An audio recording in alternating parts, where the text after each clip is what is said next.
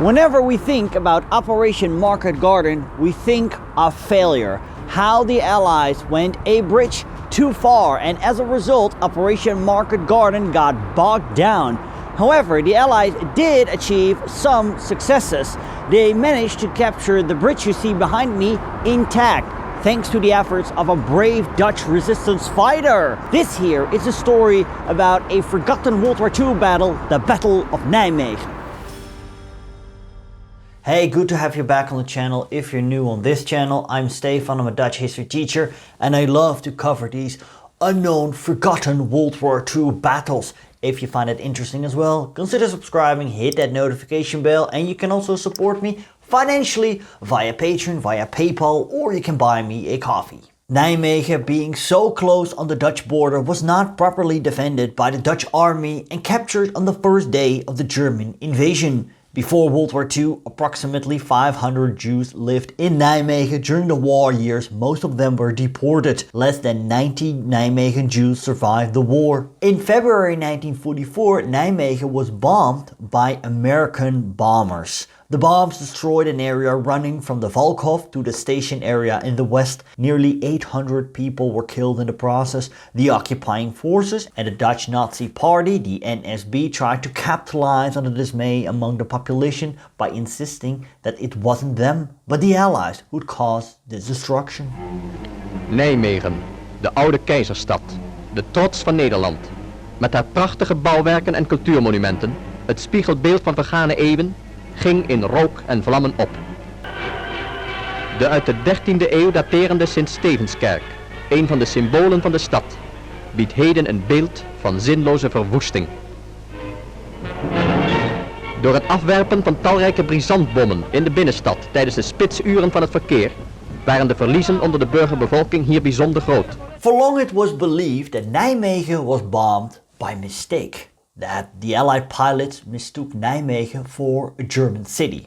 Later research, however, showed that this was not the case. Nijmegen was deliberately bombed, well, the railway station, but the bombs also hit the city center, killing hundreds of people. And to be frank, more Dutch citizens died because of Allied bombings than because of German bombings. But overall, the Dutch population detested the German occupiers and its collaborators because of their brute force, the deportations, and the cost shortages. Especially in the latter stages of the war, the Allied bombings were generally seen as a necessary evil, a price that had to be paid for liberation. Nijmegen would sustain more damage during the subsequent fighting that took place in September 1944. Because Nijmegen was a key target during the Allied Operation Market Garden. Operation Market was a dropping of 3 airborne divisions plus 1 brigade in the German rear to take the Dutch bridges, and Operation Garden was for the British 30th Corps to advance across the Netherlands to link up with their airborne comrades. And the end goal was the city of Arnhem. The Battle of Nijmegen, or the Liberation of Nijmegen, took place on September 17th to 20th, 1944. The US 82nd Airborne Division of the 504th, 505th and 508th Infantry Regiments attached to the 82nd Division for the operation, led by Brigadier General James Gavin, was given the task of capturing all the bridges between Grave and Arnhem. This included the Grave Bridge, 4 bridges over the Maas-Waal Channel, the railway bridge, and most importantly, the Waal Bridge at Nijmegen. The main force of the 82nd Division and the 504th would land north and south of Grave to capture the first 5 bridges, while the 505th and 508th Infantry Regiments would jump at Groesbeek to take the crucial high ground of the Groesbeek force there. Commander of the German forces in the Netherlands, General Field Marshal Walter Model, wanted to keep the Waal bridges intact. SS Commander Wilhelm Bittrich was willing to blow them up, but Model forbade him doing this because he wanted to use the southern bridgehead of the Waal Bridge as a future attack point to launch a counter-attack against the Allies. At the evening of September 17th, American companies that had landed near Nijmegen advanced towards the city center. A few blocks before Emperor Charles Square, or Keizer Karelsplein, they came under heavy German fire, but the German machine guns were quickly eliminated. Yet, a major fight broke out on the square. German soldiers shot at the paratroopers from the city center of the square and the houses around it. Both Germans and Americans received reinforcements. The Allies, however, they gave up the square and they took a more eastern route, systematically eliminating every German guard post they came across, and they almost reached the bridges. Now, the greatest fear of the Allies was that the Germans would blow up the bridges and therefore the success of Operation Market Garden would be ruined. And the Germans had also prepared explosives to detonate them if necessary, but it never happened during the entire battle. General Field Marshal Model expected the Allies to be defeated at Arnhem. The bridges would therefore be useful for a large-scale counterattack, and thus they were not destroyed on September 17th. On September 18th, resistance fighter Jan van Hoof is said to have sabotaged the explosives of the Waal Bridge, but this is not certain.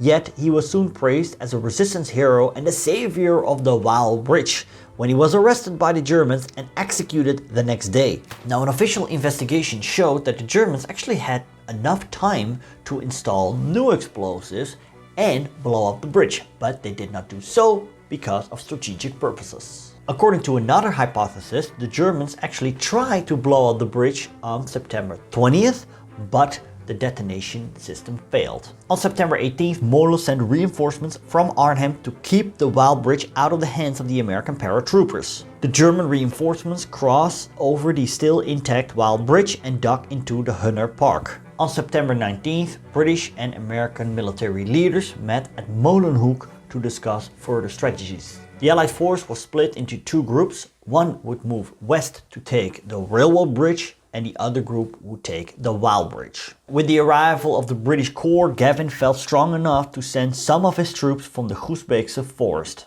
At 4 p.m, British and American battle groups entered Nijmegen, causing a fierce firefight on Emperor Louis Square. The British tanks and armored vehicles exchanged fire with German anti-tank guns, and infantry dug into the Valkhol fort, while the American paratroopers entrenched themselves in the houses opposite. Meanwhile, there was heavy German artillery fire across the Waal from land to the Allied attackers. It turned out to be necessary to capture the north side of both bridges to isolate the German troops on the south bank. It would require infantry to cross the river by boat. To make a river crossing a success, a renewed attack on the south side of the bridges was also necessary, and to achieve this, the city center of Nijmegen had systematically been calmed, block by block. The operation began at 8:30 in the morning on September 20th and progressed unexpectedly quick. The occupiers were swiftly pushed back, and the paratroopers, they advanced from the rooftops by jumping from building to building. Commander Gavin later recalled. It was a new experience for the troopers, but they soon discovered that the best technique was to fight from rooftop to rooftop. Thus they were always on the high ground. Where necessary, they blew holes in the upper floors of adjoining buildings so as to make their way forward and still be on top of the Germans. Led by Julian Aaron Cook on that day, the US troops crossed the Waal River and eventually captured both sides of the bridges.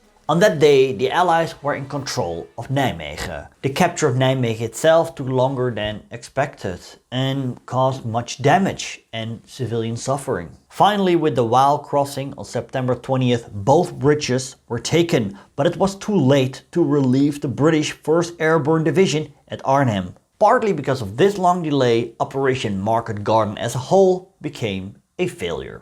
But for Nijmegen, the war was far from over. Yes, the city was liberated, but it became a city located on the front line for months to come, suffering additionally bombings and shellings. In October 1944, American correspondent Martha Gellhorn visited the city and noted the following. I have no idea what Nijmegen used to look like. The city probably had a nice old quarter, judging by some of the rubble. But as a result of a month or more of continuous bombing, the city now looks as if it had been abandoned years ago after an earthquake or a flood. Now Nijmegen is a city where people sleep in basements and walk the streets cautiously, listening keenly for shells to arrive. German guns continue to shell the city, causing much more damage and suffering. The city also became a winter quarter for the Allies and a hub for Operation Veritable. At some point, 500,000 troops were stationed in and outside the city. During the Battle of Nijmegen, hundreds of soldiers of both sides lost their lives. All in all, more than 2,200 Nijmegen citizens did not survive the war and 10,000 were wounded. Almost a quarter of the houses, 5,000, were destroyed and 13,000 houses were severely damaged. Thanks to my patrons, you see their names on the screen, and a special thanks to Rainy Bechtel, Thomas Sabiega, Damian Wallace, Connor, Marcus Kaas, Nick Terranova, Mark Littlehill, Justin Trebell, Tanya Dixie, Susanna Di Bella, Fabrizio, Robert Meehan, David H. Ovett, Wayback History, Michael Brucey, Daniel Holland and Marcus Fielding. If you want to learn about the full story of the liberation of the Netherlands, click here and click here for my playlist about forgotten World War II battles. It's awesome. Thanks for watching and I'll see you later.